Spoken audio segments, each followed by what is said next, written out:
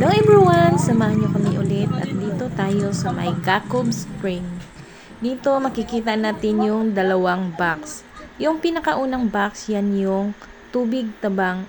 At saka yung pangalawa, yan yung pinaghalong tubig dagat at saka tubig tabang. Join us! Okay, baligyan niya. Mabaw. Ay, mabaw. Karon. Ganito ba yung binuntahan natin dati? Baka sa Ubong Spring naman mo. Sa Ubong yun. Iba ba yung Gacob? Iba. Ito yung Gacob. Ubong to. Dati yung wala pang ganyan o nga. Naiisda nagluto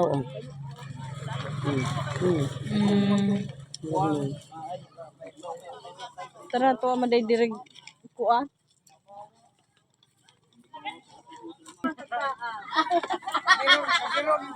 Dala na gani. Oh, aray ta bayad sa parking basi maningil sa tikas.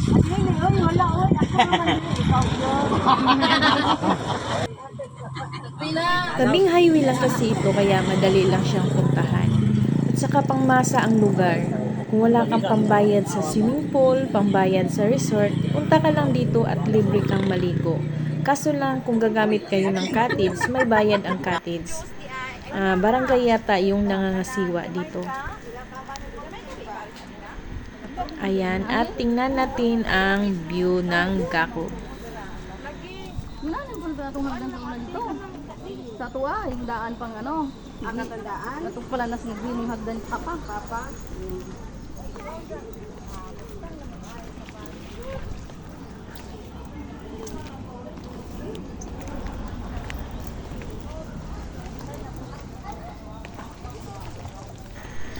Simple lang ang lugar at ito yung unang box na galing talaga sa bukal ang tubig. Malamig ang tubig at saka malinis.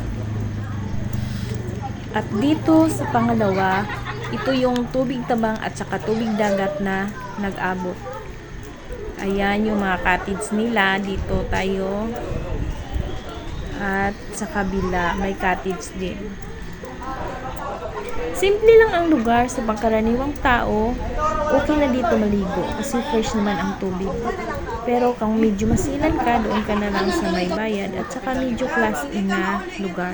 Ito yung mga daungan ng bangka galing sa laot. Dito sila dumadaong. Ayan, ang gaganda ng kulay nila, sarap sa mata tingnan. At saka yung mga mangroves o bakawan.